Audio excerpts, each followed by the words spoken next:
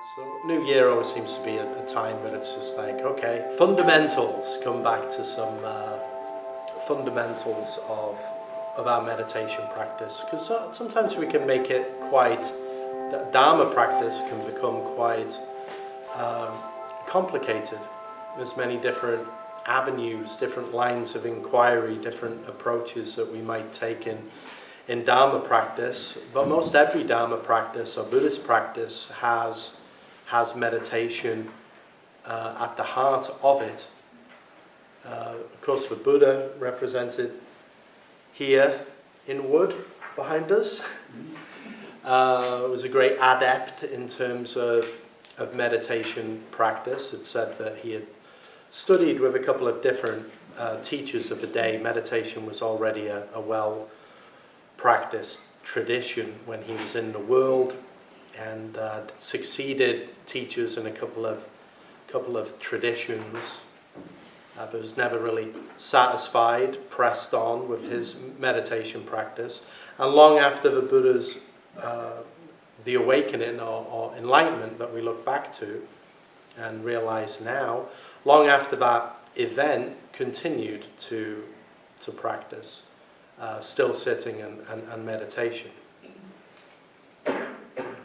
Dogen, Master Dogen in the Zen tradition in the 13th century talks about this. When he returned from China in the very beginning to the 13th, the early 13th century, he wrote a fascicle called Fukaza Zengi, the universal recommendation of meditation for all people. Zazen, Zen sitting for all people. So a universal recommendation, which I always appreciate. It's not just like for us here in this corner of California, but it's a universal recommendation. It goes in all directions throughout the universe. A recommendation to practice stillness and awareness in presence. And he went on in that fascicle to talk about how to sit, so some practical guidelines for how to approach meditation, and reminds us in there of sort of great luminaries of the past who, long after their deep realizations, continued to practice sitting. The Buddha, who went on for 40 years teaching and practicing within a sangha, so showing up every day, rubbing shoulders with all comers, right? And so the Buddha, Bodhidharma, who's credited with bringing Zen to China. It said after his meeting with the emperor in China, he went off and practiced alone, facing a wall in a mountain cave in China for 9 years. Fully involved in just sitting practice. And Dogen says if people of the past practiced in such ways and didn't dispense with meditation, then we ought not to dispense with this practice either. And somebody asks Master Dogen a question at that point and said, there are many different gates to enter the way, right? For the way, or to enter the Tao. The way of reality, the way of presence. Many different gates, many different approaches. Why do you over and over stress the importance of Zazen, the importance of meditation above all other gates? And Dogen said, because it's the front gate. Right? It's the direct route, it's the front gate.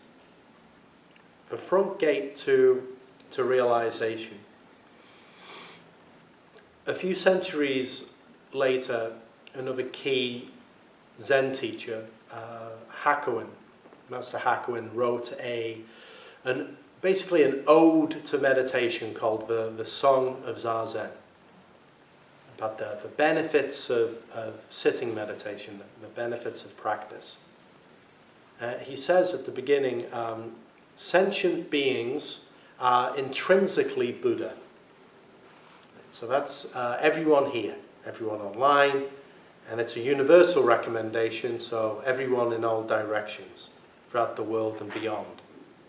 are intrinsically Buddha, have intrinsic awakened, enlightened mind. And that fits the Buddha's declaration upon achieving deep insight, a deep realization. He said, I, all beings, the great earth, are the awakened one to thusness, are awake.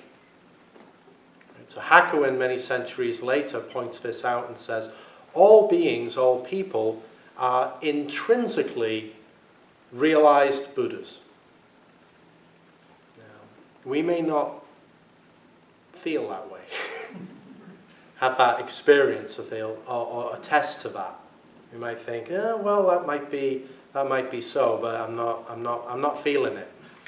I'm not feeling that extraordinary realization. But herein lies the difference intrinsically, right? So fundamentally, at our core, we are Buddha. But there's intrinsically, and then there's relatively, or absolutely and relatively. So we might be intrinsically Buddha, but the Buddha said because of our upside down thinking, we fail to recognize that fact. We fail to see it. Upside down thinking, the bane of the human condition. This way of appraising and navigating the world that we have through the lens of thought and identity around ourselves and the world can act, or does act, as an obstruction, as an obscuration to the original intrinsic awakened mind. Sentient beings are intrinsically Buddha, like ice and water, Hakuin says. Intrinsically Buddha, like ice and water. Without ice there is no water, without sentient beings there is no Buddha. So he brings in this metaphor that Buddhas and people, all people, whether it's our first day practicing, or just encountered the Dharma, and Buddhas, like the Shakyamuni Buddha here, or Dogen, Rinzai, all of these great teachers, like ice and water. Right? The same substance, but expressed in a different form. In the same way, it's like when we come to our sitting practice, ice is fixed in place. Right? You think of us as little ice cubes. Somewhat, that identity of who I am and my place in the world, who I am in relation to the relationships and the people and things in my life. As human beings, that's how we casually understand the world, but there's a lot of fixedness that comes into being from that identity. Right? We tend to create an identity of the kind of person that we are, and also importantly, the kind of people other people are. And then that starts to get fixed. This can be kind of akin to water starting to freeze in place. Right? And if we take the influences of our upbringing, our parents, and then the country and the society, that's kind of like the mold. That's the mold that this ice forms within for each of us. Everything that ever happened to us can represent that mold. And then this water that's poured into that mold can get frozen in place. So when we come to our sitting practice, it's ice becoming water again. We can look at it in that way. We have this fixedness or an understanding about the world, and often that kind of fixedness can manifest in a lot of ways. It can manifest in just a narrow description and obsession with current conditions. Right? So we might naturally just have worries or concerns, ideas that seem very important right now, but will not be very important a week hence or a year hence. But they're the most important thing right now. And then deeper ways in which we're fixed around identity. Now, there's nothing, again, intrinsically wrong with having an identity. We have a name, a history, we have our likes and dislikes quite naturally. But when they become fixed and rigid, then there's a problem with how that we relate to others and relate to the world at large. In a very dynamic way, when we sit and then we come to a place of meditation and we're just sitting, we can start to dissolve the ice and return it to water, return it to its natural form. A natural formlessness which can then blend with all the conditions that come to us. In the Zen tradition, in Japan, the name for an ordained person is, a monk or nun, is an unshui. Unshui means cloud and water in Japanese. So that's somebody who's become a formal practitioner. And it said that you should, as a practitioner, a dharma practitioner, you should be like a cloud and be like water. Cloud in a traceless way, moving through life like a cloud. Right? No sharp edges, not getting caught on the door. Right? But just being able to pass through, right? Maybe that was your experience over Christmas with family and having everybody around, all the shopping. You just passed through it seamlessly like a cloud. Just all the way through. Nothing getting snagged. Usually not so for most of us. Usually we have a few corners that get caught, right? And then this other aspect, like water, being able to flow, being able to match and adjust and respond to changing conditions, like water does. So both ice and water, intrinsically Buddha, that may be so, and yet relatively there may feel like a gap or a barrier or a misunderstanding or some confusion around that. So with our meditation practice, very practically, for those beginning or those who have been at this a long time, and again I look around on Zoom and I look around the room and I see there's a lot of flying hours of meditation in this room if you add it up, right? And still, if we abandon that idea of putting ourselves in any category of beginner, intermediate, expert, or God forbid, expert, right? Right? And then, or rather, we approach it in a new year and as a beginner, then we can really come back to the basics of having the discipline of a regular meditation practice. Just that, as at the core. So wherever we stand in our years of practice, it's like, do we have that established? A certain time that's devoted towards stillness and presence. That really is the core of the tradition, no matter how it's manifested in all of the different lineages. It's making some time or putting some time aside for when we can just come to a seat, maybe in our home, wherever we are, and devote a certain amount of time then to simple, straightforward, restful, still sitting. To do so is it's a powerful investment. The body-mind becomes embodied. The body-mind enjoys sitting. We may not enjoy sitting. Right? It's like this time of year often the gyms are full. Right?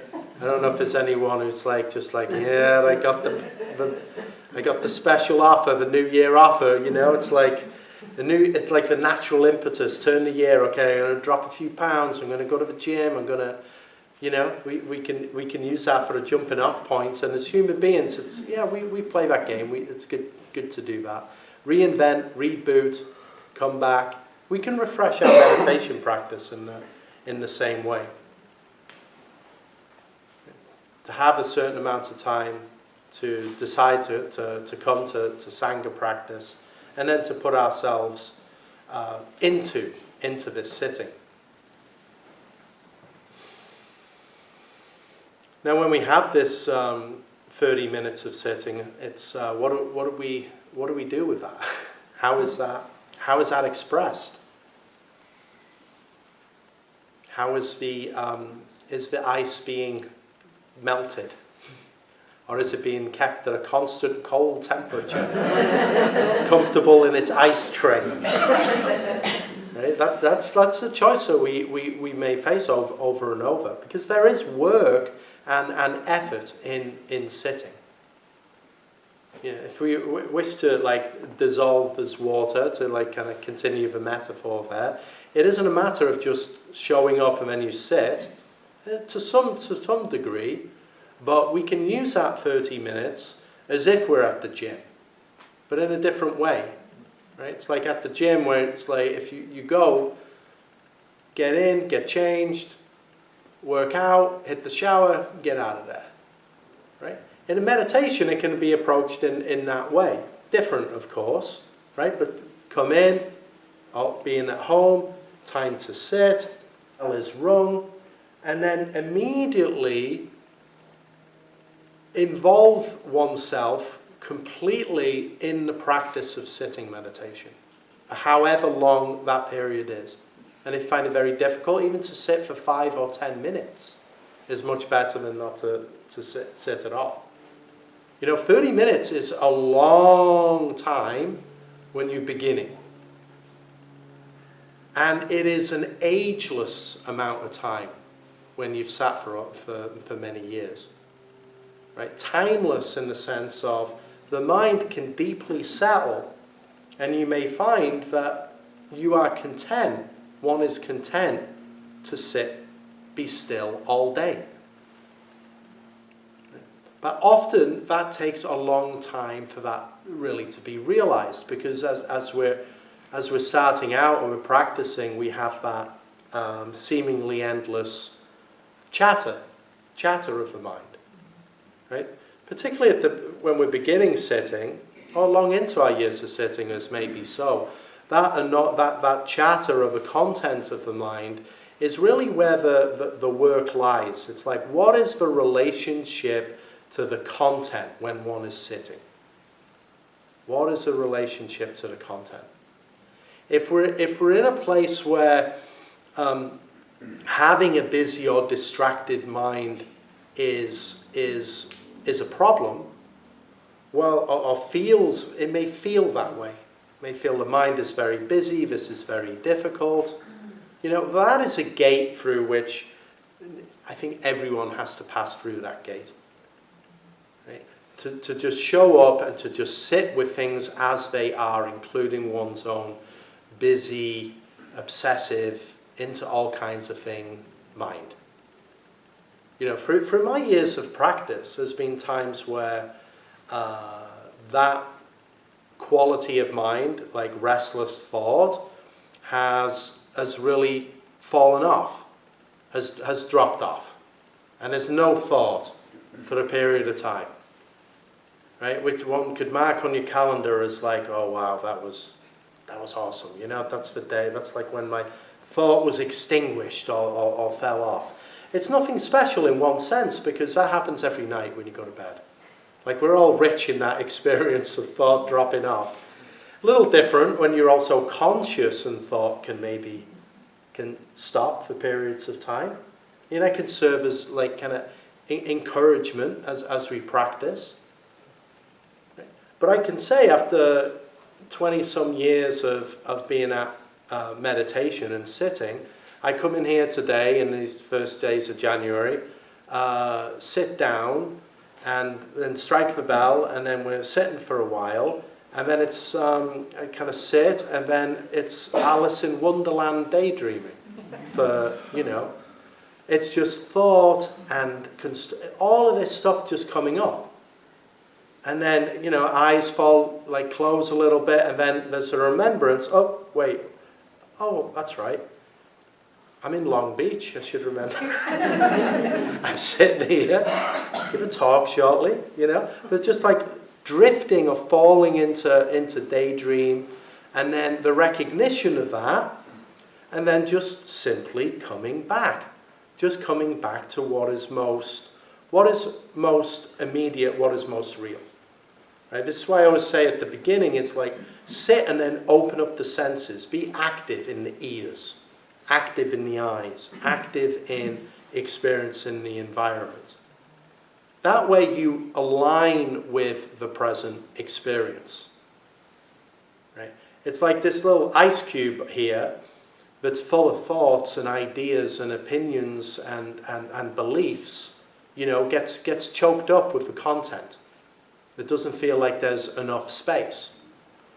But when you really sit and you allow the mind to be broad and experience all of it, the fullness of the environment, the fullness of the experience, then you can just let all your stuff, just let it go up to the cloud.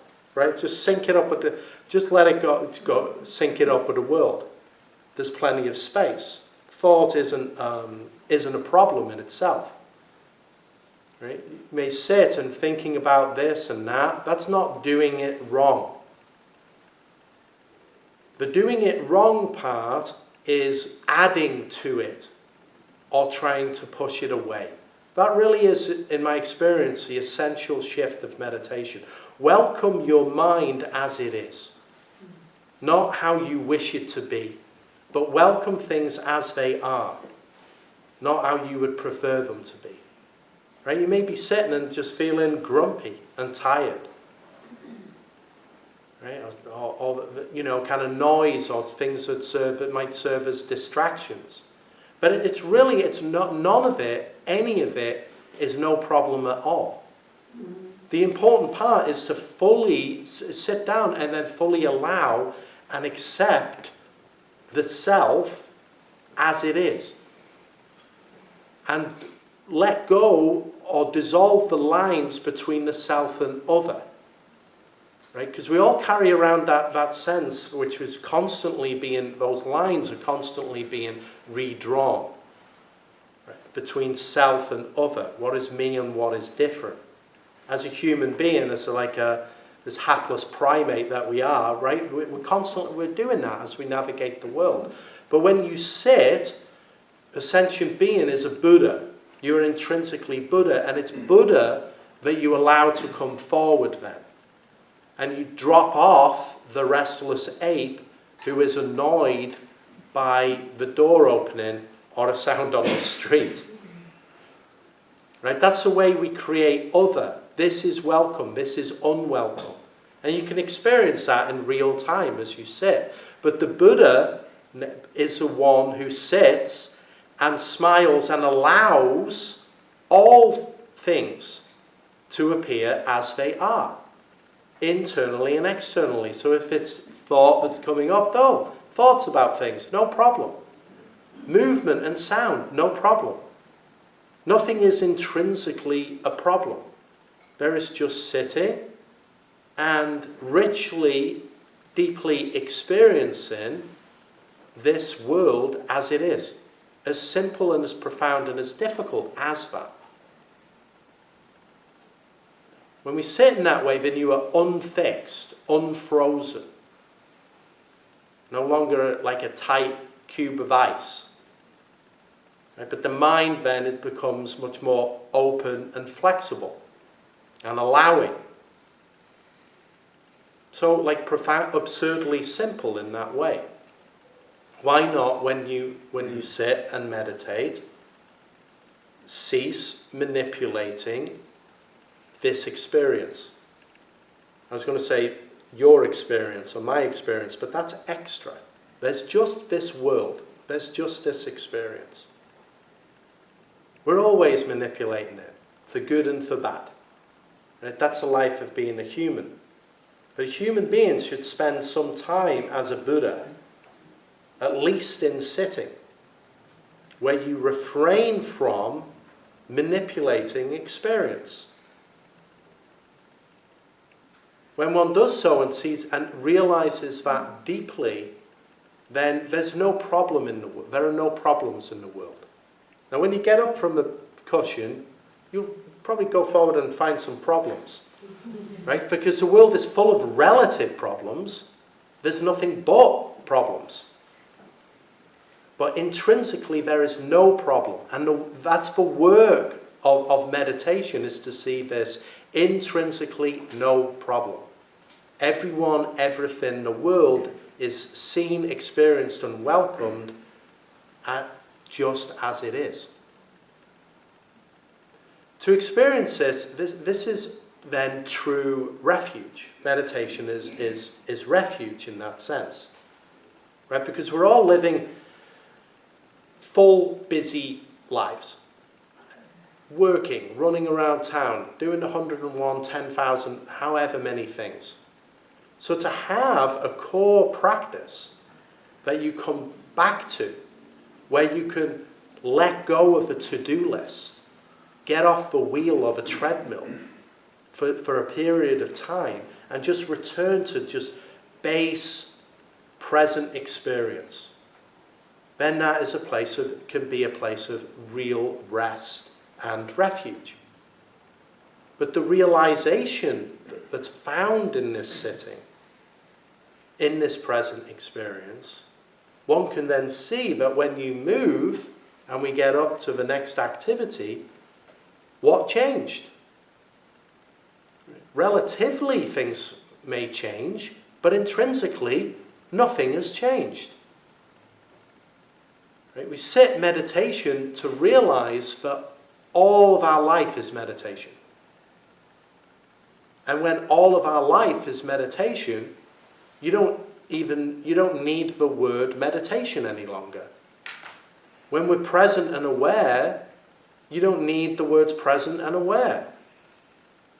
We move from a place of awakening on the cushion or the bench or the chair into a place of being awake in the world, awake and present in the world, seamlessly, matching the circumstances, the causes and conditions that come. Often as human beings, I'm this way, right? It's like, these are not the causes and conditions I want. Every day. These are unwelcome causes and conditions. Every day. There are some. There's a little bit of dukkha every day. No matter how, right? There's a little that, or dissatisfactoriness, right? What the Buddha talked to, like the stuck axle wheel. There's always something. You will meet something every day that doesn't really conform to our plan of how we would like things to be, or how we think they ought to be or should be. That is the great, human dilemma. That's what we face. That's what we work with. And yet, on an intrinsic level, however the world appears, whatever appears in your life, that's how the world is unfolding our life. And we have no control or agent within that. But we do have the choice to meet it and allow and accept it as it is, and then work with the way things are, appropriately respond to the way things are. That's the life of, we could make these words sort of special or put them on pedestals, like enlightenment, being awake. Sometimes I'm like, awakening, it's so absurd. What are we talking about? Right? But awakening is being present and intimately alive and involved in what's real now. And it's always now. Wherever you are, it's always now. But what blocks our capacity to function well, and what often gets us in extra trouble and creates unnecessary suffering, unnecessary dukkha, is that misalignment, the out of syncedness that comes from fixing our ideas, our opinions, our beliefs, the way that we understand and describe the world, and then we start to paint the picture of our life and the world which doesn't match the world. No idea or painting of the world can ever match the world. The world already moved on. As soon as you try and fix anything in place, it moved. It moved. You know, so to better match the world, to be better able to respond and align to the world, then let's get on with practicing being in alignment with the way things are. And sitting and a practice of meditation is a time-honored tradition, right? You don't have to invest in a lot of fancy equipment, you know, to do so. You just need, you know, a backside and somewhere to put it. And you're good for the year. But of course it helps to have, again, you know, the good company of like-minded people. It's still a rare thing, which is quite wild. But, you know, when people come together and say, yeah, this, you know, I wish the best for everyone. Simple as that. That is like the heart of the Bodhisattva vow and dharma practice, is the decision is made that I wish for everyone to be free of suffering and to be of benefit. Right? That's not owned by any tradition at all. Right? In fact, that's common to the heart of all of the great traditions. And so again, as we're going into a new year, like I bring that practice or that vow to mind.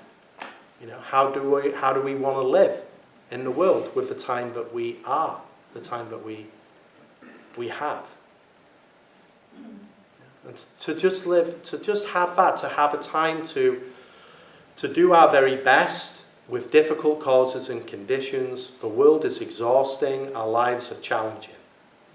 So at the heart of that, to have a time where we can gain refuge and gain strength in the way, to gain strength, you know, we can really find that in our meditation practice. And then move that present and aware practice into the activities that we face each day. It's inexhaustible in that way. You don't reach the end of it. You don't reach the end of it. Just practice it over and over and over. Hi, I'm Brad with Long Beach Meditation. Your gracious generosity makes this programming possible. If you found this video to be of value, please consider making a donation here. If you'd like to watch more videos like this, click here. And if you want to stay up to date with Long Beach Meditation, click here to subscribe. Thank you.